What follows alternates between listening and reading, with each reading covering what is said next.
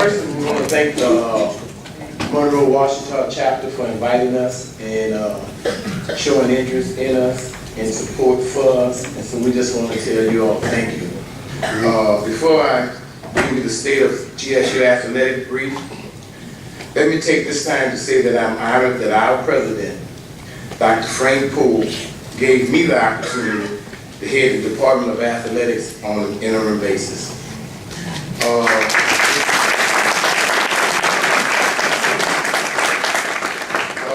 Working and giving back to the university has been instilled in me from two late great legends, Fred C. Hoppy and Eddie G. Robertson. They always stated, boy, if you can't give your money, give your time. But we really need y'all money.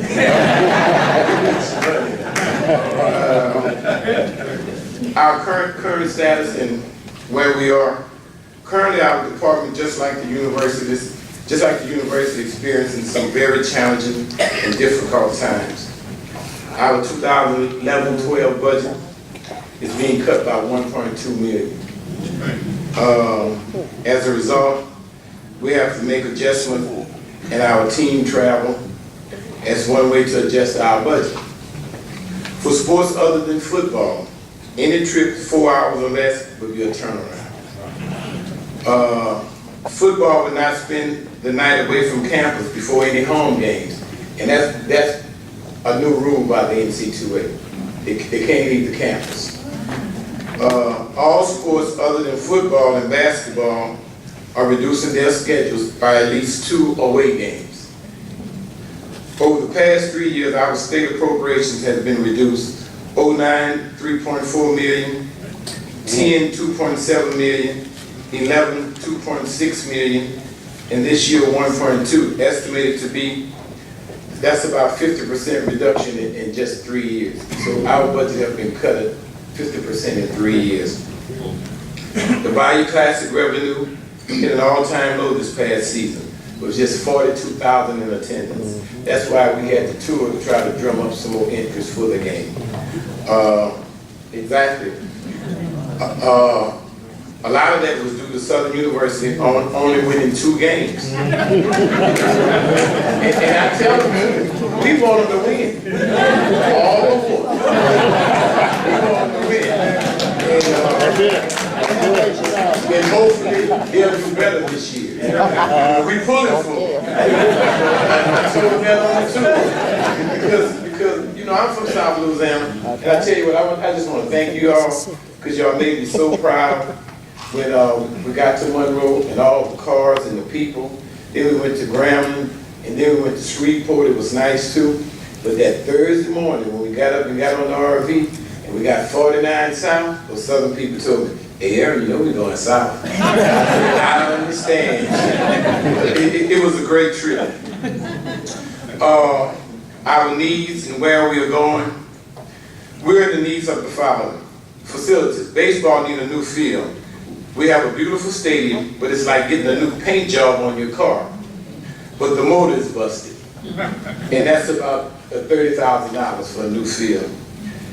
The tennis courts are undeplorable, in undeplorable condition, and we need a new courts. That's about $22,000. And I want all these coaches to know now, I be up here begging for y'all now. Now they be on. Soccer needs a fence. Coach, $23,000 for soccer. You need a fence. The track and field needs some serious upgrades so we can host meets on campus. You know, I just want to take my hat off to Coach Bertrand. And Bertrand is a dear friend of mine. We was in school together, but he won championships. And under the condition that he have to practice. So he's done a tremendous job.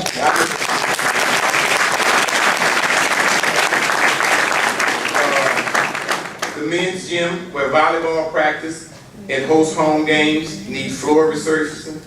We need to secure it better. Students and persons off the streets are entering into the facility, skateboarding, playing basketball, and it runs the floor. We need to increase our scholarship for our student athletes.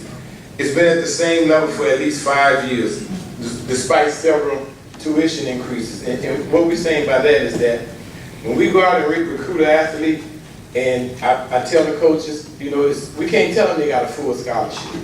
Because when tuition went up and when the new dormitories went up, we never funded the scholarships to the max. So they have to go out there and fight where other people are giving them a full scholarship. We might be giving them 90, 85%. So we got to work on doing that. And we have a few things in the plan for that. If we could purchase at least 2 or 3 36 passenger buses similar to Student Affairs has, we could save about $75,000 to $100,000 a year on bus rentals. The soccer team can use it, volleyball could use it, softball, track, and baseball could utilize them. Lastly but not least, we're going to seriously have to look at a student athlete fee sometime in the near future. I know it's not popular, but we're going to need to have a solid base to operate from each year. And what we're saying about that, and I spoke to our Vice President of Student Affairs briefly on this morning. We had a meeting.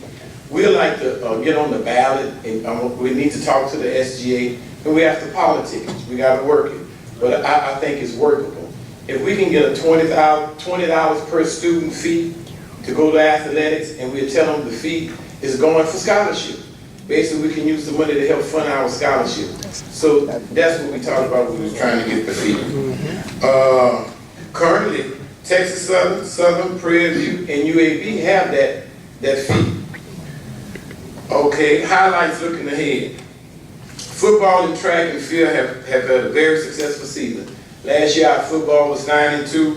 Track and field won the SWAC, qualified for the regional and the NC2A national. We spent $11,000 on the grounds for softball, baseball, and soccer fields. We put $10,000 for RV for Robert Clark for the tailgate. Took care of you, Robert. Took care of you. We have the opportunity to raise a lot of revenue if we come to the Port City classes. You know, for our budget projection, we need 35,000 people in there to take care of our budget. So we need all the help from you guys to tell your friends, to tell your relatives, to tell your cousins. And then it's a long weekend, you can let them stay at your house. Just give them to the game. Give them to the game. We kicked off the 110-year celebration, GSU with a $110 season ticket package, which includes the Port City Classic, ULM, and all 4 home games. It was so popular, we extended it for a few weeks. That was a great deal. You got 6 games for $110. And we had to fight Terry Bradford to do that. That's the business manager for athletics. Terrence is a CPA. I tell him all the time he got tunnel vision. He sees straight ahead. He don't want to go to the left, he don't want to go to the right. But it was great to do, and we got a lot of response from that. We're trying to increase season ticket holders from between 2,400 to 3,500. So far, sales are real good, and we think that is a part of Coach Williams coming back. We really need our alumni to come to more home games other than homecoming. You know, if we can pack the stadium at home, we don't have to go on the road because we don't have much overhead. So we can keep all the funds at home.